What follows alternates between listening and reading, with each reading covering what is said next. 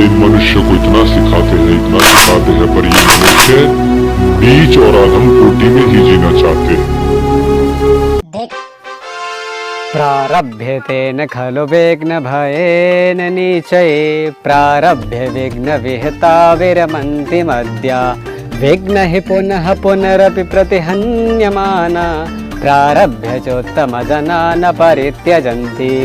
महाराज भरत इतना सुंदर श्लोक उन्होंने लिखा और छंद भी उनका बड़ा ही मजेदार है। प्रारभ्यते न खलु विघ्न भयेन नीचये, कहते कि जो नीच कोटि के जो मनुष्य होते हैं ना, वो किसी कार्य को के मतलब उस कार्य में संकट आ जाएंगे, इस डर से उस कार्य को प्रारंभ ही नहीं करते, शुरुआत ही नहीं करते। प्रारभ्यते न खलु विघ्न भयेन नीचये, प्रारभ्य विघ्न विहता विरमन्ति मध्या। और मध्यम कोटि के जो मनुष्य होते हैं वो उस कार्य को प्रारंभ तो कर देते हैं लेकिन उस कार्य को बीच में ही छोड़ देते हैं। और विघ्न ही पुनः पुनरपि प्रतिहन्यमाना। और कहते कि जो उत्तम कोटि के जो मनुष्य होते हैं, जिन्होंने अपने जीवन के अंदर सक्सेस बड़ी बड़ी ऊंचाई हासिल की है, वो विघ्नों के बाधाओं के डर से उस शुरुआत के कार्य को अंत तक नहीं छोड़ते, चाहे उसमें सफलता मिले ना मिले। लेकिन एक बात ये भी, अगर आप किसी कार्य को कर रहे हो तो सफलता एक ना एक दिन जरूर मिल जाएगी। छोटी सी चींटी चलती चलती चलती 100 योजन तक चली जाती है, लेकिन जब हम उस कार्य को छोड़ देते हैं तो बताओ वो जब तो सफल नहीं होता।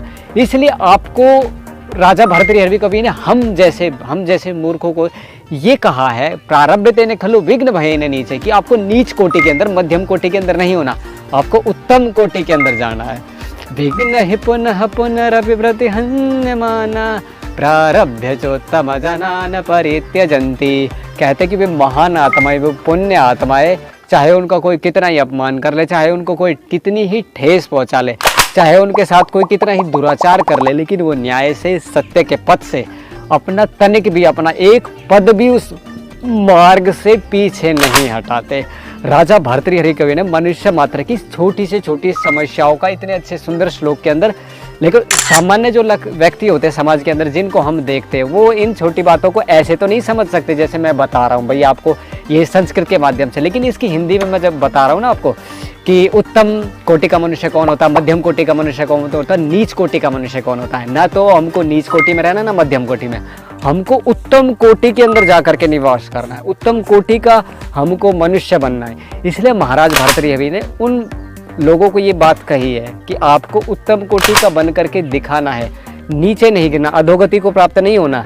कि वो कहते हैं कि हे नर, हे मनुष्य, हे मानव, जो तुम्हें इस मानव शरीर ये मिला है, ये तुम्हें ऊपर उठने के लिए मिला, ना कि नीचे गिरने के लिए मिला है। इसलिए तुम नीच कोटि से और मध्यम कोटि से ऊपर को उठ, और ऊपर उठ करके वो कल्याण का यावत् स्वस्थमिदं शरीरम अरुजन, यानी कि जब तक तुम्हारा शरीर स्वस्थ है अपने कल्याण का मार्ग प्रशस्त कर लो।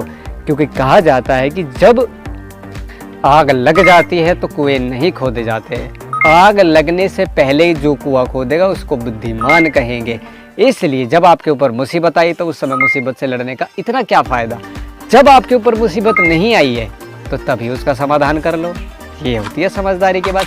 तो उत्तम कोटि के मनुष्य क्या करते हैं, वो पहले ही अपनी समस्याओं का समाधान ढूंढ निकालते हैं या फिर कर लेते हैं। इस प्रकार से अपने जीवन में जीने वाला व्यक्ति हमेशा उच्च ऊंचाइयों को छू जाता है। तो महाराज भर्तृहरि का जो कथन है, अगर आपको पसंद आ रहा है तो हमारे चैनल को भी आप लाइक करना है, आपको शेयर करना है और सब्सक्राइब भी करना है। और इस प्रकार शास्त्रों से रिलेटेड जो चाणक्य नीति है, उपनिषद है, षड दर्शन है, श्रीमद् भागवत गीता, भगवान श्री कृष्ण का उपदेश है और अन्य शास्त्र जो हमारे जीवन में अत्यंत उपयोगी होते हैं, उनकी बातें हम आपके लिए खोज करके ढूंढ कर अपने गुरु से जो ज्ञान सीखा वो आपको बताते रहते हैं। तो चलो मिलते हैं अगले अंक में। महाराज भर्तृहरि के साथ मिलाएंगे या फिर आपको आचार्य चाणक्य से मिलाएंगे या फिर भगवान श्री कृष्ण से मिलाएंगे, किसी न किसी से तो आपको मिलाएंगे। तो जब तक के लिए धन्यवाद।